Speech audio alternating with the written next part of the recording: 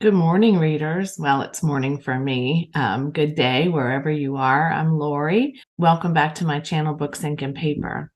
I wanted today to bring you some podcast suggestions, or at least tell you the podcasts that I am currently listening to most often, because I thought that this might be useful to you in picking some novels that you want to read or nonfiction that you want to read. We recently, partnered, Sarah and Lindsay and I, around the 5-star prediction round. And this was books that podcasts inspired us to read.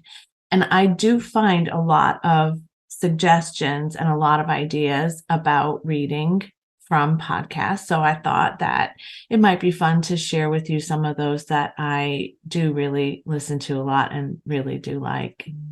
So let's get started. Podcasts are something that I don't make a lot of time for. I have a few that I sort of rely on. Sometimes when we're traveling, Lisa and I will listen to podcasts together rather than audiobooks, just because we're not always interested in listening to the same audiobook. I do find it very useful to me to take a break sometimes from listening, and I'm definitely listening to fewer audiobooks this year so far. I'm really chomping through my goal of reading more physical books. So that makes me happy. But when I have time, I do turn on podcasts when I'm driving or when I'm cleaning or something, that I can do while I listen to something. So the first one is it makes me happy and it makes me sad for reasons that were very unexpected. But one of the podcasts that I have loved and didn't find until not long ago is all about Agatha.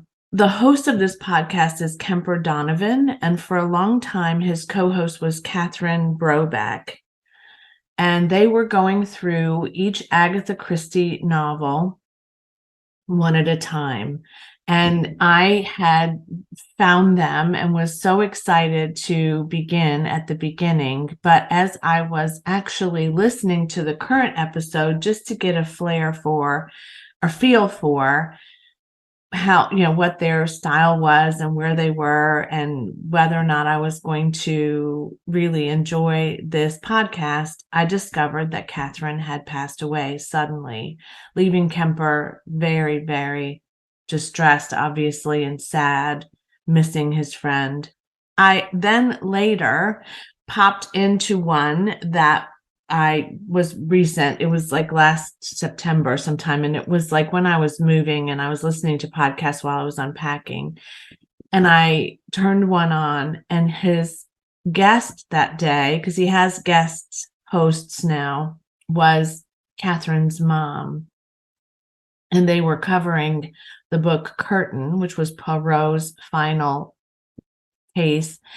And he was very emotional about it, not only because he was with Catherine's mom, but also because this was a book that Catherine had vowed never to read, an Agatha Christie that she never wanted to read. I can't say that the most recent episodes are all sad, but I do have a longing to go back to the beginning and have an experience of Catherine and Kemper one by one, if you will. I think that is something that I will do. I don't often go back to the beginning of podcasts unless they have some sort of sequential process.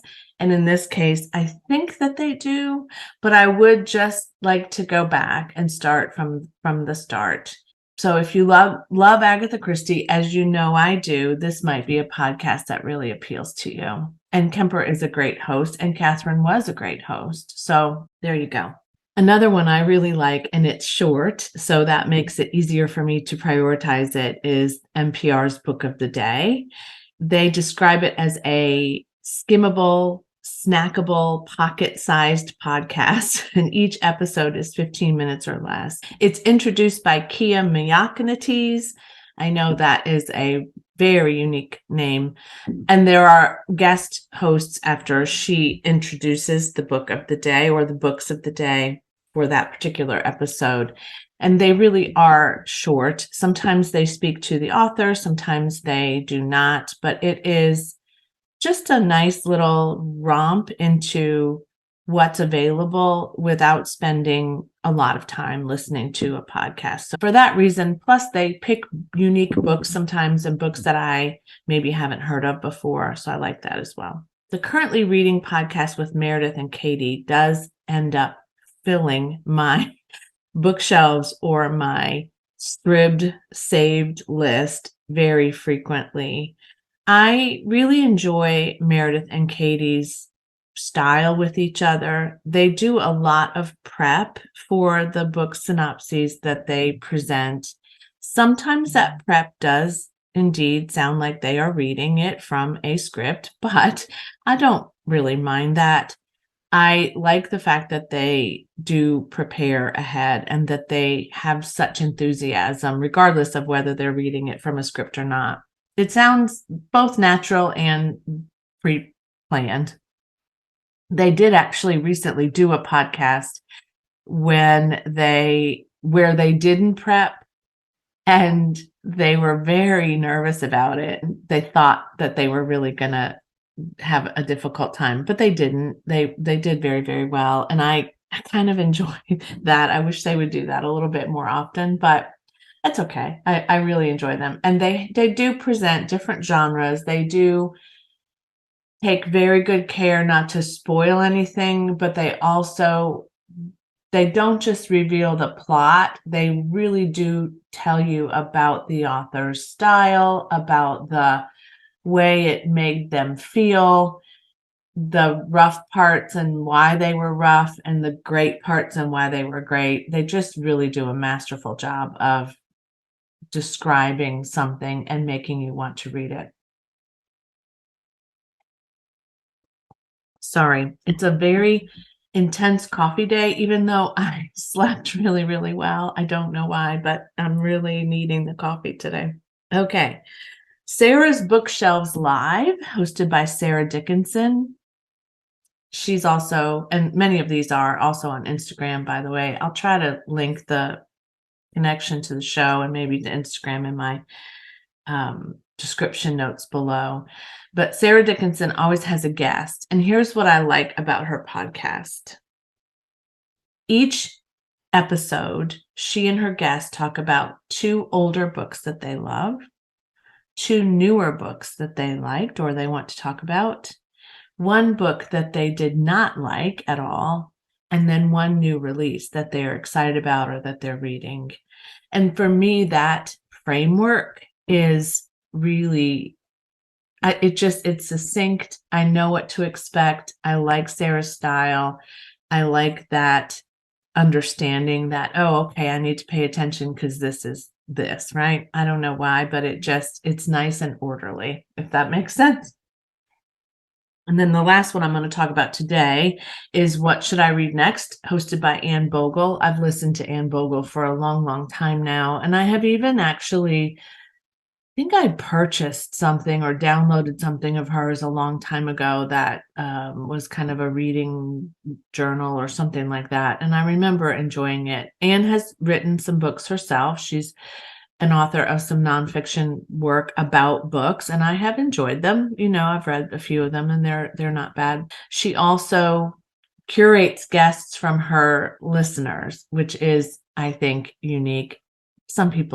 Other people do that too, but I do think that that's unique. And what is even more unique is that she gets to know her listeners, and whatever challenges that they're feeling in reading, like if they're in a slump or if they're reading not enough fiction or too much fiction and not enough nonfiction, whatever the case may be, Anne recommends books to them that she has read and that she thinks will work for them. So the What Should I Read Next podcast really does embody that question. And so for those of us who are listening, even if we're not in a similar situation, she often recommends books that we might want to read as well.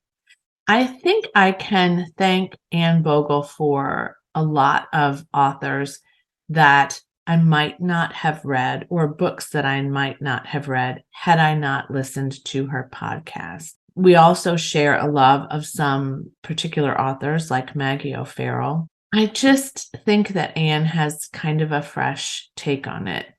Now, many of these podcasters have Patreon groups as well, so you can support their podcast in more ways than just being a listener. I have considered that, but have not chosen one yet to support. That is a challenge for me, and I can't support, I mean, I guess I could support all of them, but then my coffee budget would suffer, I suppose. But I do think that perhaps I will take turns supporting one of them for a period of time and then switching. I don't know. But either way, these content creators are really producing a lot of great ideas, synopses on great reads, and just helping you to really get either excited about or to understand that maybe that is not the book I want to read. And even more to me valuable is that they bring forward books that I may not have heard of. That brings me to a place where I am sometimes overwhelmed with potential reads, but also I'm so pleased that I've had the opportunity, even if I choose not to finish something that they have recommended, I've had the opportunity to take a look at it, or I've had the opportunity to discover that that author maybe isn't for me. I hope this was helpful to you today. Like I said, Sarah and Lindsay and I really enjoyed talking about podcasts that we listen to and then choosing books that we heard about on podcasts. If you're a fan of podcasts and there's one that you love that you think I would like as well, please put it in the description below. I love to support podcasters, and I'm about to go on a little short drive, just a couple of hours into the city for a volunteer work day that I agreed to participate in. So I'll have some time going there and back. So I can choose podcasts or I can choose a book to read, either one. I thank you for being a part of my channel. I thank you for being a subscriber if you are. If you're not, I would love it if you would subscribe and send a comment my way and introduce yourself. I appreciate all of you so very much. And as always, in this case, I guess happy listening, but also happy reading. Bye.